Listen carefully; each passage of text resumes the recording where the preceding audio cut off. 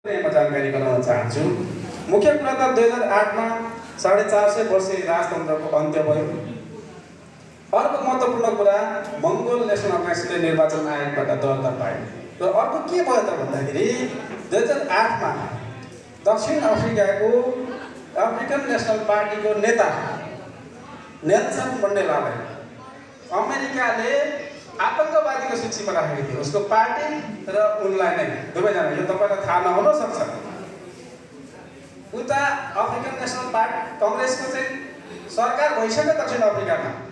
Nelson Mandela सत्तामा आइसके, राष्ट्रपति भइसके, तर पनि अमेरिकाले आफ्नो डेटाबेसबाट नेल्सन मण्डेला र उनको पार्टी अफ्रिकन नेसनल कांग्रेसलाई आतंकवादीको सूचीबाट हटाएको थिए।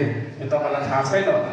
उनी दक्षिण अफ्रिका राष्ट्रपति भए पनि अमेरिकाको नजरमा चाहिँ उनी के थिए? आतंकवादीको लिडर थिए। 2008 मा चाहिँ नेल्सन मण्डेलाको नाम अमेरिकाले आतंकवादीको सूचीबाट हटाए। यो पनि महत्त्वपूर्ण कुरा हो। र अर्को महत्त्वपूर्ण कुरा के भयो त 2008 मा कि अमेरिकामा पहिलो पटक कहिले पनि नसोचेको, कहिले पनि नभएको कुरा, बाराक ओबामा कालो छाला भएको व्यक्ति अमेरिकाको राष्ट्रपति भयो। यो अचम्मको कुरा, कसैले पनि कल्पना गरेको थिएन। त्यो भयो 2008 मा। त्यति ठुल्ठुलो परिवर्तनहरू भयो र अमेरिकाको आर्थिक सङ्कट यति चरम सीमामा पुगे त्यो फैलिएर अहिले विश्वभर 2008 मा उसको आर्थिक सङ्कट विश्वभर फैलिएको थियो। उसको ब्याङ्कहरू नै तपाईँको काट पल्टिने अवस्थामा पुगेको थियो। त्यस कारणले गर्दाखेरि सन् 2008 मा चाहिँ चीनलाई त पश्चिमी देशहरूले G7 कन्ट्रीहरूले जहिले पनि बाहिर राख्थ्यो क्या।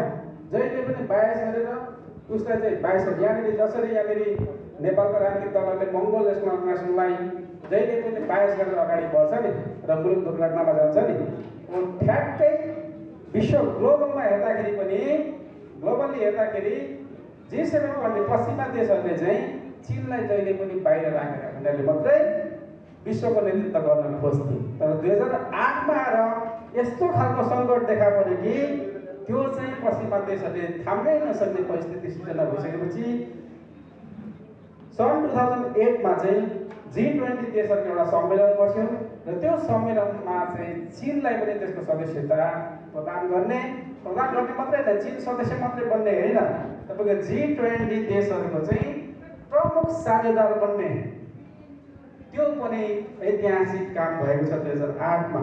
र त्यो चीनले नै हो 2008 मा विश्वभरि आउँदै गएको आर्थिक मन्दीलाई थाम्ने काम चाहिँ चीनले नै गरेको। त्यस कारणले गर्दाखेरि 2001 कै कुरा म तपाईँलाई भन्न चाहन्छु कि म महामानव डाक्टर गोपाल गुरुङजीसँग काठमाडौँमा बसिरहेको थिएँ।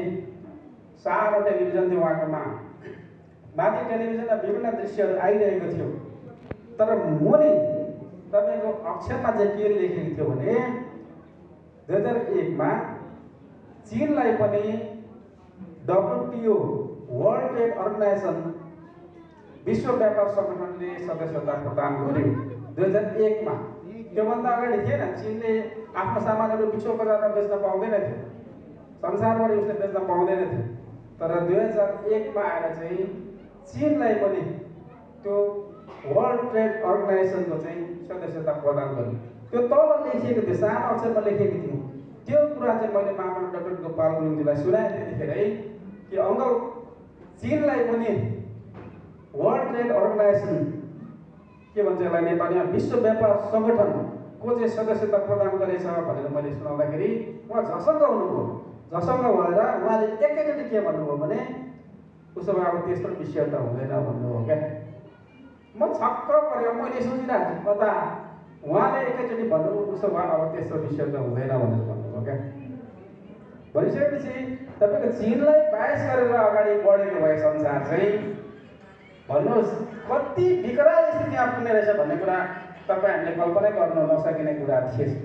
कि त्यो दिन म सम्झिन्छु क्या, जब चीनलाई विश्व व्यापार सङ्गठनको सदस्यता प्रदान गरियो, ठ्याक्कै त्यही दिनदेखि। अहिले त हामीले देख्छौँ, अहिले चाहिँ तपाईँको यहाँ इरान र इजरायलको फाटफुट परेको, इरानले चाहिँ यता तपाईँको खाडी देशहरूमा हानेको होइन, उता रसियाले युक्रेनमा हानेको त देख्छौँ। तर त्यो लेभलमा हुन्छ नि, जुन तेस्रो विश्वयुद्धसम्मको हुन्छ नि, जुन परमाणु